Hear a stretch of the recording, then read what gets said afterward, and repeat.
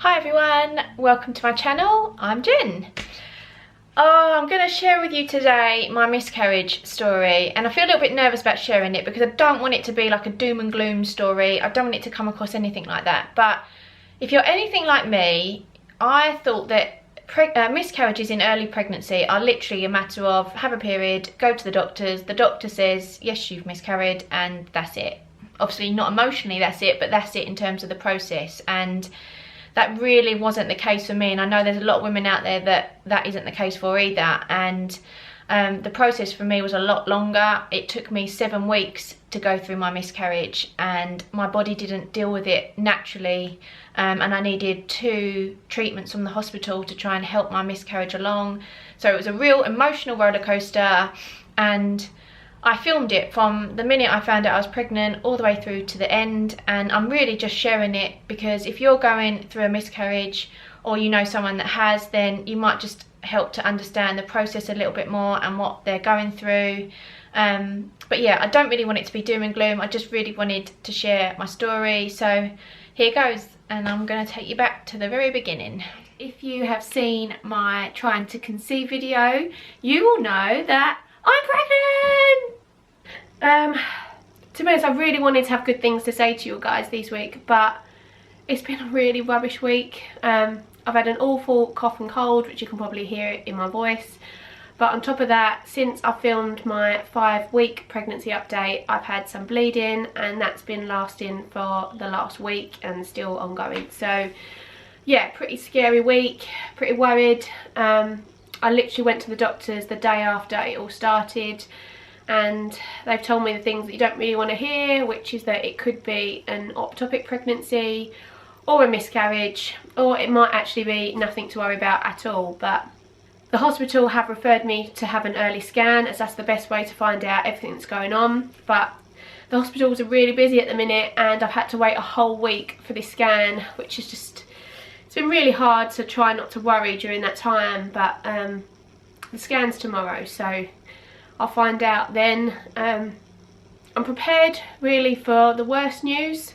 I'm also holding on to a little bit of hope that everything might be okay, because I've read up on it and it seems like there's been a lot of people that during their pregnancy have had periods and have gone on to have really healthy pregnancies and healthy babies. But I'm hoping that that maybe is the case, and that if everything is okay, then this is just a one-off, because the whole benefit of being pregnant is that you don't have periods, so you're kind of stuck if I still had them. But obviously I'm just praying that everything's okay, and we'll just yeah, see what happens tomorrow, but fingers crossed.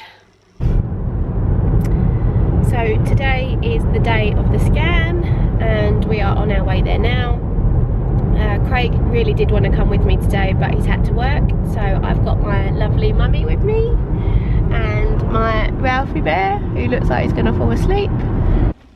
So the last time I filmed was in the car on the way to the hospital, and to be honest, when I left the hospital I really didn't feel like talking to anybody, so I'm doing an update now. As you can see, I'm back in hospital. So as you probably guessed, things haven't quite gone to plan. At my last hospital visit I had a scan and a blood test, and the scan, it weirdly kind of showed a gestation sac there, but no baby and no yolk sac, so no one could actually confirm if I was pregnant or not. So I came away from the hospital just feeling really in limbo. I'd kind of prepared myself for the worst news and was really just going there to get a yes or a no really, and to come away with kind of neither, I just felt, yeah, really in limbo. So I came home and I actually did another pregnancy test, and it was negative. So I just thought I'd got my answers. I rang the hospital the next day, and they said that they would check my blood test results. But my blood test results were showing pregnancy hormone levels of 7,000. Now if you're not pregnant, they're 0. So obviously that's quite high, and they couldn't quite understand why I had a negative test result. So they wanted me to come back in 2 days time for another blood test to see if my levels were increasing, because when you're pregnant, I can't remember if it's every week or every 48 hours, your hormone levels double. So obviously in in 2 days they should have seen a significant increase. And I had another scan booked for 10 days time. So I went back to the hospital for the second blood test, and my levels had dropped. So obviously things weren't quite going the way that they wanted. And I've had my other scan since then, and yeah, I'm in the same position I was really to start with. I've still got a gestation sac and it's growing, but there's nothing in it. I've come to terms with this obviously already. I've had loads of tears, and I know some, you know, it's just not meant to be now. I was given 3 options. Now I can either just let my body try and deal with this on its own, but because of the situation I'm in, that my body seems to be trying to progress with this pregnancy even though there's nothing there, this could actually go on for like another 12 weeks. And as far as I'm concerned, my dates are, I'm 9 weeks, and I've known since I was 4 weeks, that's like 5 weeks already. The hospital have put me back, but obviously I've had 5 weeks of my emotions being up and down, up and down. I really don't want this going forward like this any longer. So then I had 2 other options given to me. One is the tablet, or 2 is the surgical route. I really don't want to be put out unless I have to be. Obviously I've got my son and I don't really want to have to spend the night in hospital if I can avoid it. So I've gone down the tablet route. So with the tablet option, what I've done is I've taken oral tablet like 2 days ago, and what that does is it kind of shuts down my pregnancy hormone, so it tells my body that I'm not pregnant anymore. And then I've had to come back 2 days later, and I have to have internal tablets, which are kind of really inducing me in a way. So this is why I'm now laying here. I'm not allowed to move or stand up for at least half hour to 40 minutes. And then I guess the doctor will tell me what I need to do after that. I could be in here all day. So I'm just waiting to hear what the doctor says when they come back. But yeah, it's just been a really rubbish situation, to be honest. I didn't realise quite how emotional this all would be. It's however early on you are in a pregnancy, I don't think it really makes any of this any easier. I don't actually think I've got any tears left, to be honest. It's yeah, it's been really tough on me and on Craig, but we knew something wasn't right. So I'm glad I'm here and we're getting it sorted, and we can just move on from this and try again in the new year. So I actually hid a little bit of information from you earlier. I was a bit embarrassed, so I kind of left this bit out, but the whole idea of these videos is to be honest and truthful and to tell you about my experience. So I'm going to tell you. And when I had the internal tablets, I also needed to have a painkiller and an antibiotic because there's a risk of infection. So they give you an antibiotic to try and stop any infection happening. But what I didn't realise is they go up your bottom.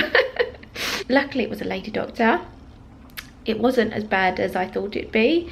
I didn't really know whether to laugh or cry at the time, but now it's over. I feel like I can just laugh about it. So I'm just experiencing like a little bit of a bellyache, but I think because of the painkiller, and obviously the painkiller's in the area it needs to be, I'm not really in any real pain. It's just like a real dull bellyache, which is good because I thought this was going to be a lot worse. But I actually feel really quite comfortable at the minute.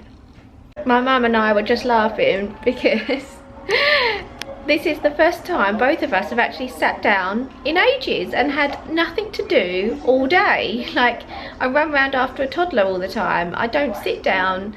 I'd much rather be in a spa or somewhere like that, and obviously 2 days before Christmas I'd rather not be in here. But to get into the spirit and to cheer ourselves up a little bit, we've managed to get the telly working and we are watching the Santa Claus.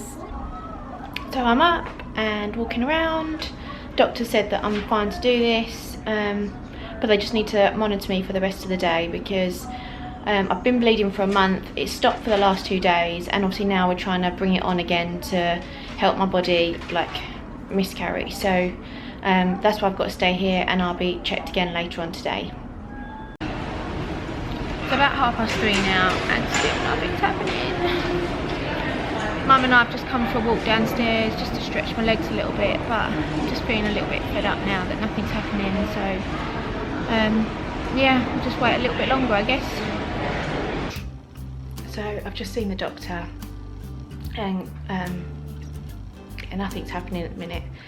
She's given me an examination, and apparently I'm sort of dilated about 70 to 80%, so it's on its way out, but it's just not quite happened yet. So I'm gonna go home and see what happens overnight, and then they've booked me in for a scan next week, so hopefully by then this will all be over and done with, and yeah, I can move on. Just had my scan and there's still something there. I just want to cry really, but the option that they're offering me now is surgical management,